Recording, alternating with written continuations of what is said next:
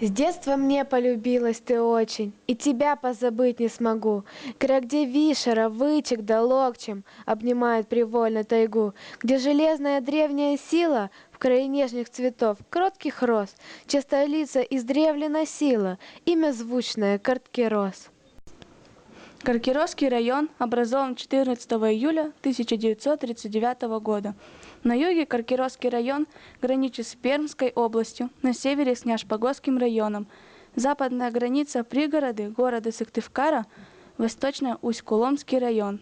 Район имеет свой герб, гимн и, конечно же, свою историю, переплетенную легендами и былью.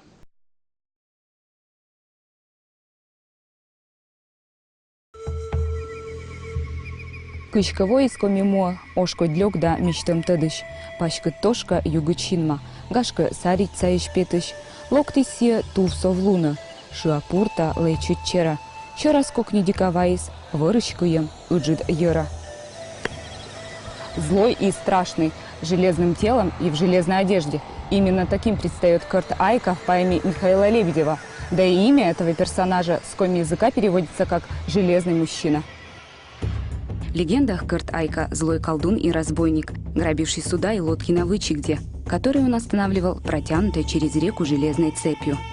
Как и все колдуны, он мог повелевать стихией, мог остановить словом плывущую по реке лодку или заставить реку течь вспять. Именно на реке, как гласит легенда, произошла встреча Кырт Айки со Стефаном Пермским. Эта встреча оказалась роковой для Туна. Согласно легенде, Стефан убивает Кырт Айку топором, а на месте его гибели возникает село Карткирос. Так кем на самом деле был Кырт Айка? Реальным человеком или мифологическим героем? Об этом мы узнаем здесь, в Карткиросе. Начиная с 12 века река Вычегда, его территории, богатство все края входили в владение Новгорода. И новгородские люди ездили на своих ладьях и брали дань. Найдя здесь удобные места, они, по всей вероятности, организовали заставу. Вызвали своего мастера, который начал плавить железо и использовать изделия из железа для нужд заставы, то есть для ладей, для цепей, для гвоздей и так далее. Человека, которого слушалось железо, местные прозвали Кырт Айкой – железным мужчиной. За века его образ оброс легендами, хотя в Карткиросе его считают вполне реальным человеком. Возможно, это то самое место, где жил Кырт Айка? Да, возможно, здесь как раз стояла его изба, а здесь была его протянута через Вычегду цепь, и здесь он брал дань с проходящих судов. И изба была железная? Да, изба была кована железом. Сам Кырт Айка был одет, как легенда гласит, железной одеждой, значит, он был воин. Теперь на предполагаемом месте избы Кырт Айки лежит камень. Раньше он стоял на возвышенности и, как утверждают историки, служил ориентиром плывущим по реке лодкам. А вообще в окрестностях села несколько мест, связанных с этой личностью.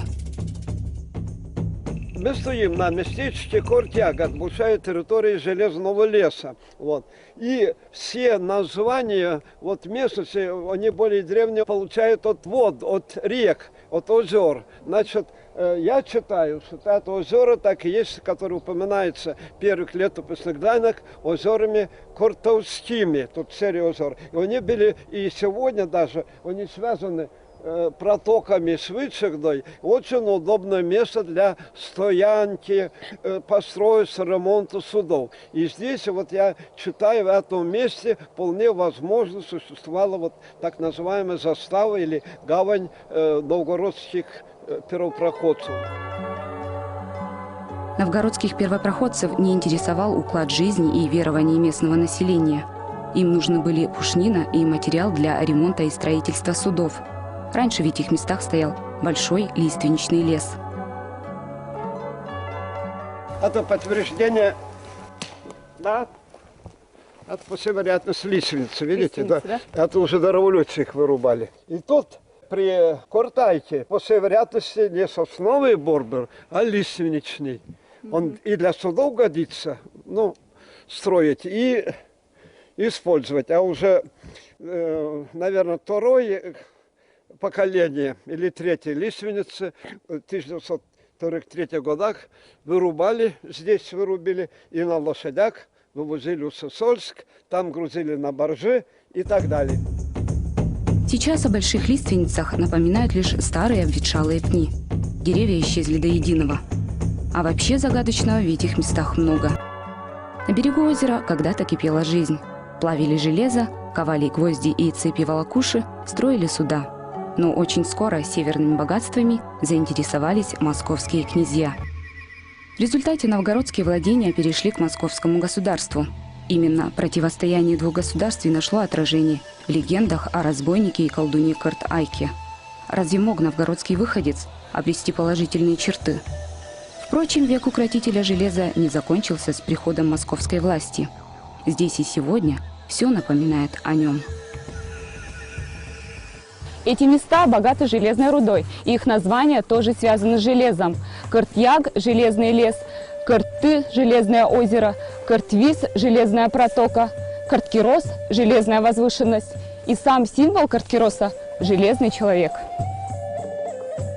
А находятся эти железные места всего лишь в 40 километрах от столицы республики.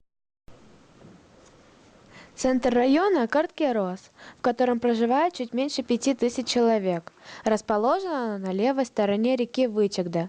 Кроме административных зданий, которые мы можем встретить в каждом районе, в районном центре, в этом селе есть православная церковь святого апостола Иоанна Богослава, а также причудливая роща, памятник природы. Расположен он в верхней части села Карткирос. Между озерами Ваты и Виамты на возвышенности растут деревья любви, сросшиеся высокие ель и сосна. В 700-800 метров к югу растут еще 3 сросшиеся подобным образом пары деревьев. Каждое дерево причудливо и уникально. В этом селе жил и работал писатель Михаил Лебедев. В память о нем каждый год в селе проходят лебединские чтения, а на месте будущего памятника установлен камень.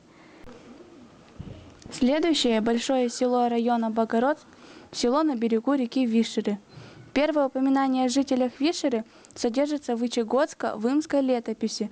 В ней сказано, что в 1380 году, когда монах Стефан Храб, будущий епископ Пермский, пришел в район Усть-Вымя и стал обращать местных жителей в христианство, тамошние обитатели сообщили об этом в другие земли Коми края, в том числе на Вишеру. Местные жители с прибывшими обращать их в христианство боролись, и река, говорят, от крови красной стала. Поэтому и назвали ее Вирсер. Позже стали называть Вишерой. В XIX веке погост получает двойное наименование – Вишерско-Богородский. Второе название – Богородский селение получило по названию церкви Рождества Богородицы. Позднее погост стал селом. За ним закрепилось название Богородск, а прежнее название Вишера вышло из официального потребления, хотя местные жители, пользуясь им до сих пор в коми-варианте Вись. Село Нёбдино известно своим знаменитым земляком Виктором Алексеевичем Савиным, первым коми-драматургом. В честь него и назван в Сыктывкаре драматический театр. А в селе есть посвященный ему музей. Также поставлен памятный знак на месте родительского дома.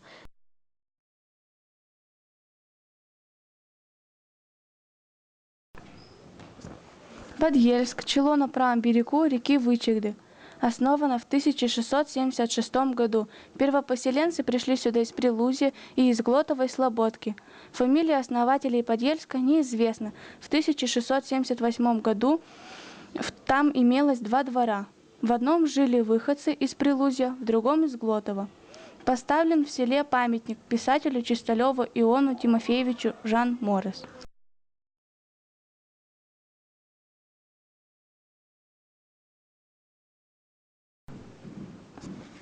Усть-Локчем называется поселком сплавщиков, так как до сих пор ведущей отраслью является лесная промышленность.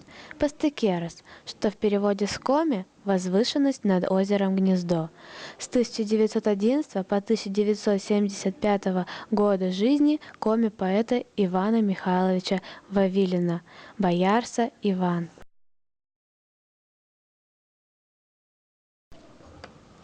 Сторожевск. Название села образовалось из слова «сторож», «охрана», «караул».